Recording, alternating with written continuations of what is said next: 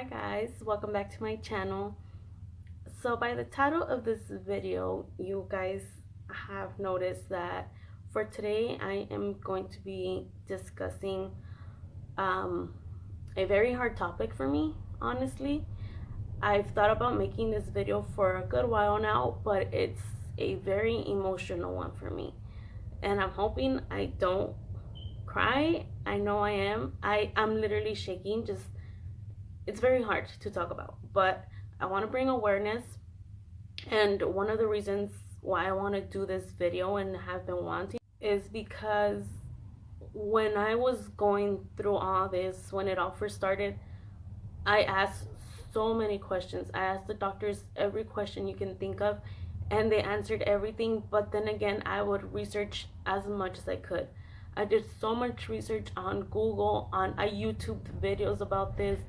I searched everything. So I'm not an expert on the topic, but if I can help someone out that comes across this video that is going through a similar situation, that's what I'm here for. Because I did the same thing. I searched everything that would make me more knowledgeable on the topic. So I just want to talk about how I'm gonna split this up probably into two videos, because I know once I get going there's gonna be a lot for me to talk about.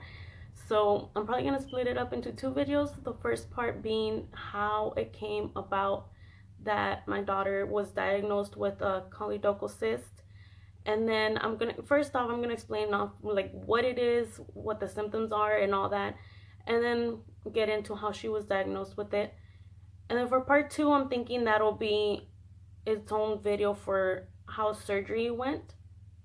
So yeah, before I get started, guys, please bear with me. Like I said, this one's a hard one for me. But yeah, if you're new here, make sure you subscribe if you haven't already. Welcome. And my name's Adriana. And yeah, just hit that subscribe button if you haven't. Like, comment, and share this video to anyone you may know that is going through a similar situation. But let's get started. Okay, so first off, I am gonna tell you guys, my daughter was diagnosed with, I've seen it pronounced different ways. I've seen it pronounced online as choledochal cyst, but as far as the doctors that I've gone to and the way I pronounce it choledochal cyst. So I'm not sure which one is the correct pronunciation, but I call it choledochal cyst. So my daughter was diagnosed with the choledochal cyst at the age of 1 year and 3 months. She was 15 months old. So what a choledochal cyst is, I have that right here for you guys. I'm gonna read it off to you online, so I'm not making things up. This is from seattlechildrens.org. And what a choledochal cyst is, says it's a problem with the tubes that carry bile from your child's liver to their gallbladder and intestine. The tubes get bigger than normal, or pouches form on the tubes. This keeps bile from flowing well, which can cause liver problems. So down below it says that the common bile duct connects the liver to the gallbladder and the gallbladder to the small intestine. The gallbladder stores bile until the body needs it to digest food. Food triggers the gallbladder to contract and squeeze bile out into the intestine. Cysts can block the flow of the bile. When bile doesn't flow well, the bile ducts can get swollen and irritated or infected. That's one thing that doctors could never tell me for certain what was the reason for her getting a choledochal cyst in the first place. No doctor was ever able to tell me the cause. It's basically they think she was born with it, and there's no way to have detected it in an ultrasound while I was pregnant. It wouldn't have shown up. So it's just, we got lucky we found it while she was still small. But as far as the cause of it, I personally don't know what caused her choledochal cyst. So there's 5 types of cysts. She had type 4. So type 4 is where the bile ducts inside the liver and outside of the liver dilate. So they were expanding more than they should. Um, the risk of choledochal cyst, it says here, people who have had choledochal cyst have a higher chance of getting cancer of their bile ducts. This mainly affects adults with cysts because they have had their cysts for many years. The chance of getting cancer is much lower if cysts are removed early in life. So that's one thing that I am really grateful for, that we detected it this early on and we were able to prevent anything worse from happening in the long run, because it could develop into cancers. So I'm very glad that we did this, or we found it early on. As far as symptoms, the symptoms aren't very many of them. The symptoms include yellow color to the eyes and the skin, basically jaundice. Like, it's very common when babies are born to have jaundice. Jaundice is one of the symptoms that can be presented with a choledochal cyst.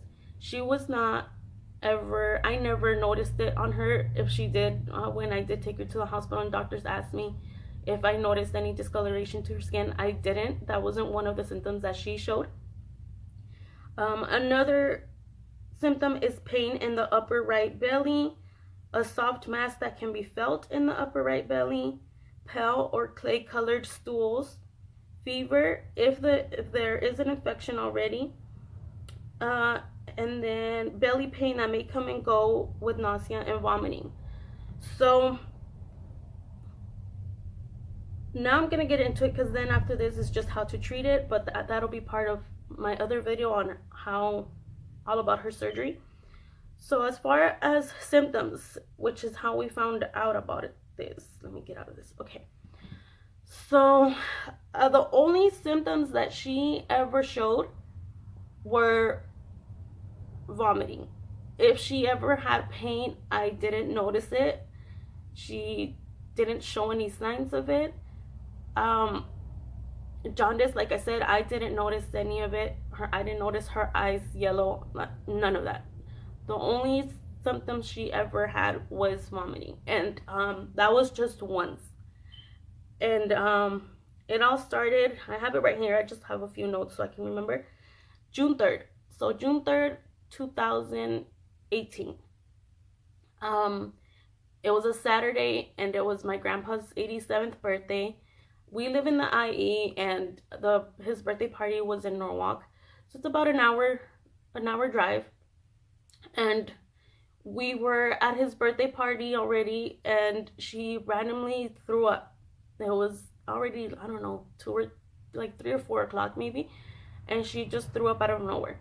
And that's not normal for her. She's never thrown up for any reason. So I didn't think much of it. I just thought, she drank a bottle of milk on the way over there, so I thought maybe with the long ride and milk, like, it made her tummy upset. I don't know. I didn't think much of it. But then she kept throwing up all day. On and off, she kept throwing up at my grandpa's party.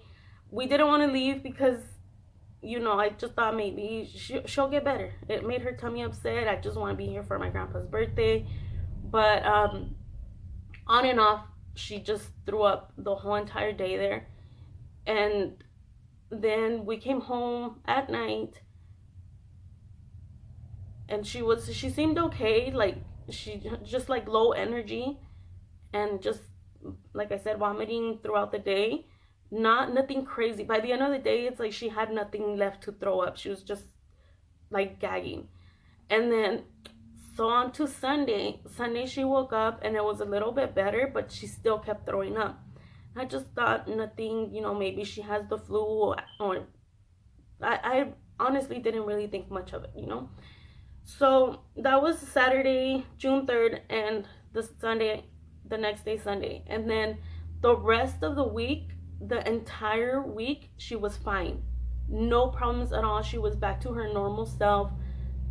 So I figured maybe just something made her tummy upset on the weekend.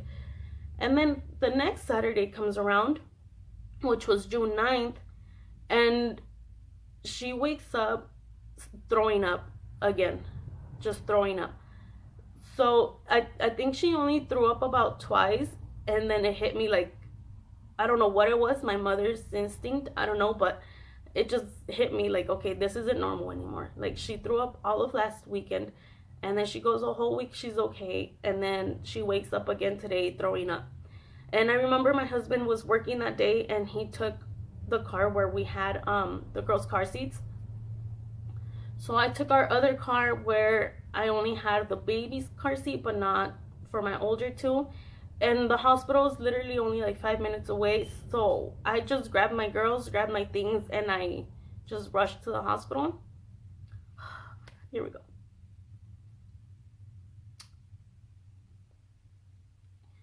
So we get there,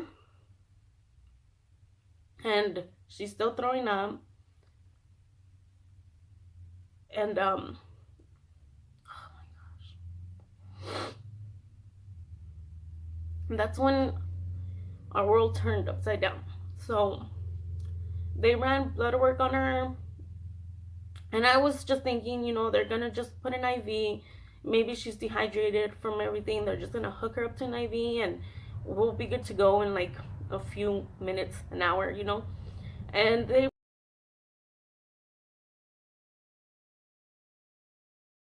so in her blood work, it showed that her liver enzymes were elevated, and I guess the doctors right away figured out that something was gonna be wrong. So they asked me if I had anyone to go pick up my other two girls. They didn't want them to be there, so I called my dad. My dad picked them up for me from the hospital, and I stayed with Denise. So after they did blood work, and they found that her liver enzymes were really high, and I think like a normal level, like a range, is like in the 40s, and I don't remember exactly what her level was at, but I know it was over the thousands. So they were just right away like, what's going on? Why are they so crazy high? Like, it's not even anywhere near a normal level. So they did an ultrasound and an x-ray, and that's where they found that she had they just told me it looked like a fluid filled matter obstructing her liver.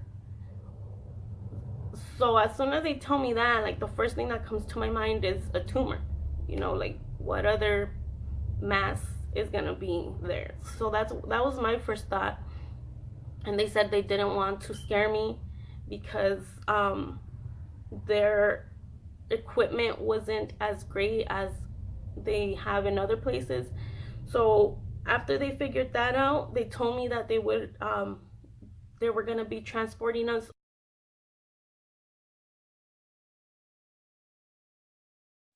So Loma Linda Hospital is a children's hospital, specializes particularly in children. So we had already been there all day. I think we got transported to Loma Linda like at 4:30 in the afternoon. They transported us in an ambulance. We went, and they did more blood work, same thing.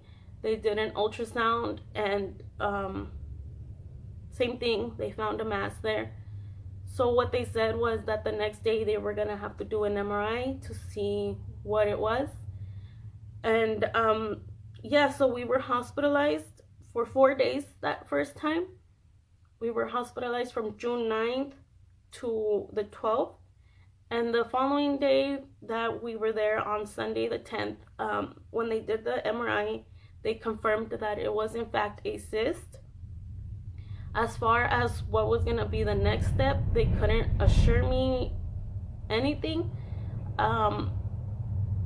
They just said that it was a cyst, and as long as she could control her symptoms, we could go home, because she kept throwing up. She couldn't keep anything down. Anything that she ate, she would throw up right away. So they said as long as we can get her under control, we could go home, and then we would work on what the next step would be as far as getting her cyst removed. So 4 days later, that's when she was feeling better and she was able to keep her food down. She wasn't dehydrated anymore. So on the 12th, we were discharged. And then 3 days later, we were at the beach. We took the girls to the beach with the family, and we were there, and she was fine. She didn't show, she was perfect. She didn't show anything, no symptoms. She was fine.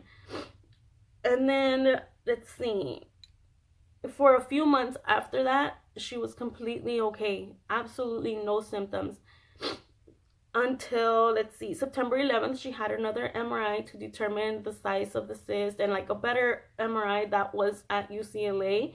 They referred us over with liver specialists, and that's where they took care of all that.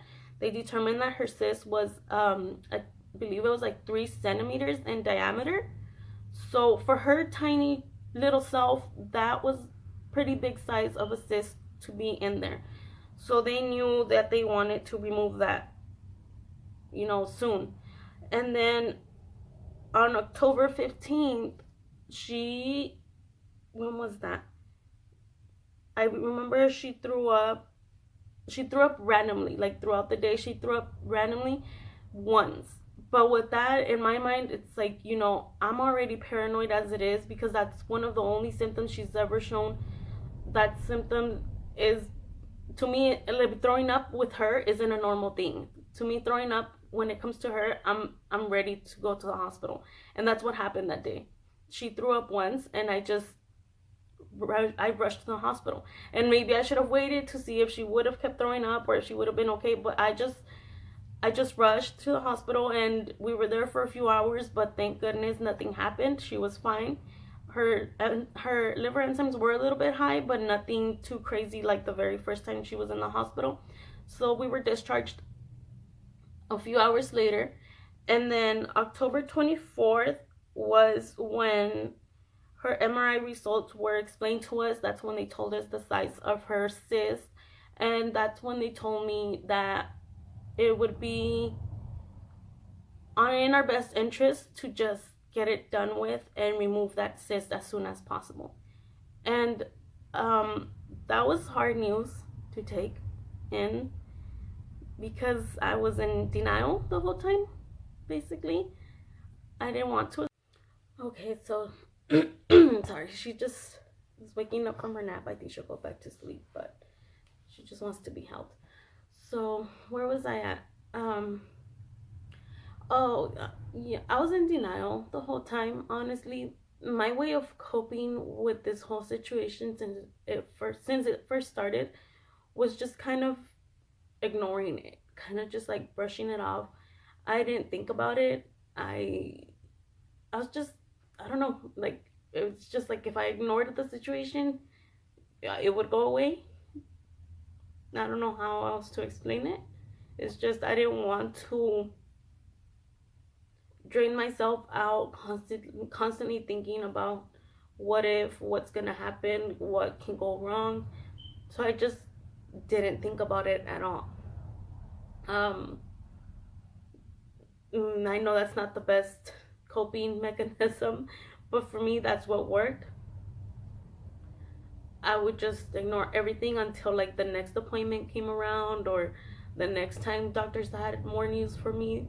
That's when everything would just come back and reality would hit, and I would be down again for a few days. So when they finally tell me that, she is going to need surgery, that's when it just hit me like, okay, this is real. It's not going away, and it has to be done. So that was October, what did I tell you guys? October 24th, when they told me that she was gonna need surgery. And they told me that they understood that, I had a life and I have children, and I have more children besides her, and they said they would try to work around my schedule. So they asked me to figure out what day would work best for me as a surgery day. And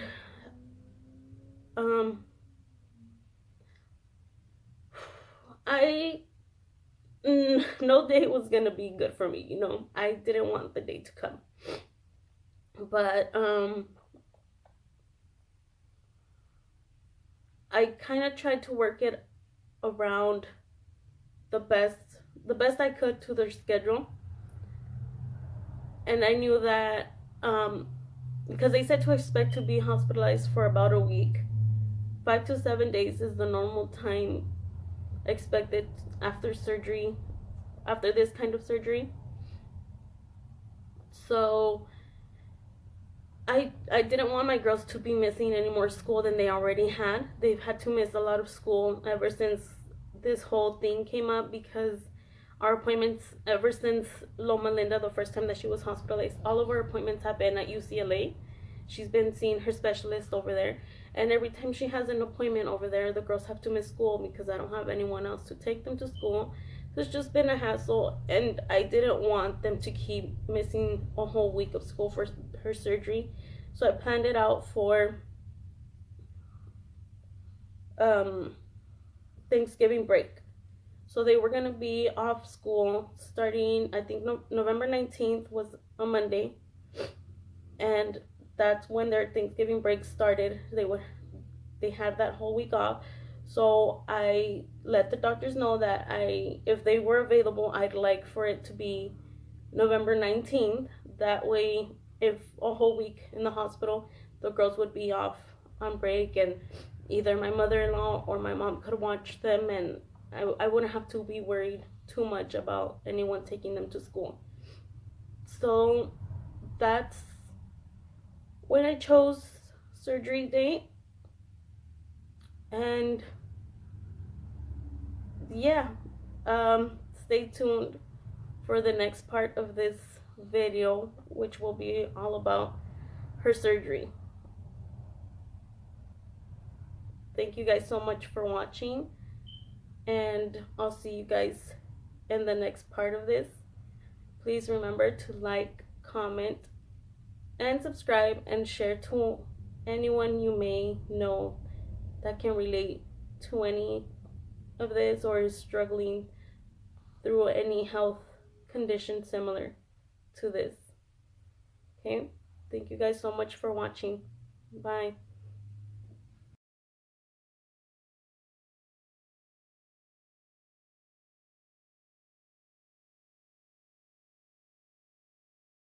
Come here. Let me see your balloon. Oh, you're gonna take a picture? Say cheese. Let me see. Say cheese. I'm gonna take a picture with your balloon. Let me see. Say cheese, mama. Say cheese. A ver. Ay, qué bonita con su globo.